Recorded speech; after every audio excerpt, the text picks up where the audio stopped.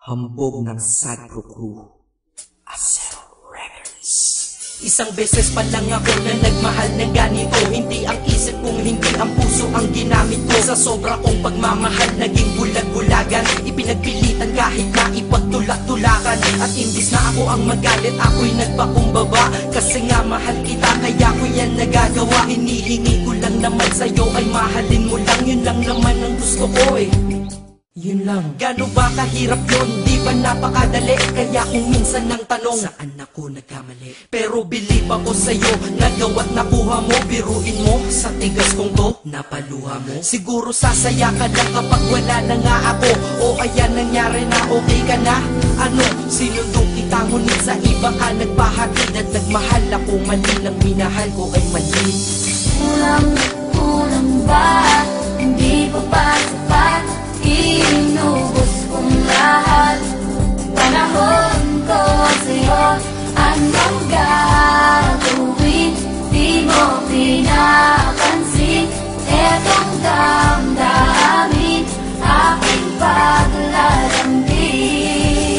Kahit saan ako magpunta, ikaw ang naaalala. Dahil dala-dala ka ng puso ko't kasama. Dati tawagan asawa at may nathani pag sa text. Ngayon tawagan natin ay cross out, sa madaling salita ay ex. Dahil ngalan ko dyan sa iyong listahan inikisan. Para tayong mga ibong pinalay at pinalisan. Lumipad na magkaiba ang direksyon, magkalayo. Kaya imposible para sa atin na muling magkatagpo. Dahil ikaw ay pataas, ako'y nanatili sa baba. Gustong sumigaw ng malakas, bakit to sa'kin nagawa? Para makaiwas sa lungkot, dinadaan na lang sa tambay. Dahil lang wala ka dito sa tabi ay sinasanay. Iinom ng alak para kahit konti makalimot sa nakaraang. Hanggang ngayon sa isip umiikot, ngunit babalik muli pag wala na aking tama. Mali pa lang ibigin ka, akala ko ay tama. Ganito ginawa ko, kinasama ibang babae para ikaw ay palitan. Pero iba ka sadyang ikaw pa rin binabalik-balikan. Kung sino-sino ang kasama pero hindi pa rin makontento. Pagkat parte ka ng buhay kong nawala, kaya din na makumpleto. Dadahan-dahanin ko mensahe ko sa'yo,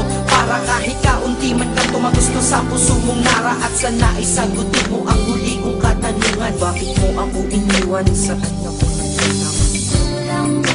Bakit ba sa mundong to, may mga taong hindi marunong makontento?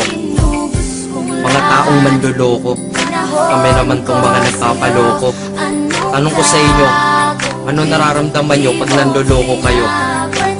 Pero minsan, sana matanong nyo sa sarili nyo, ano pakiramdam ng mga naluloko nyo?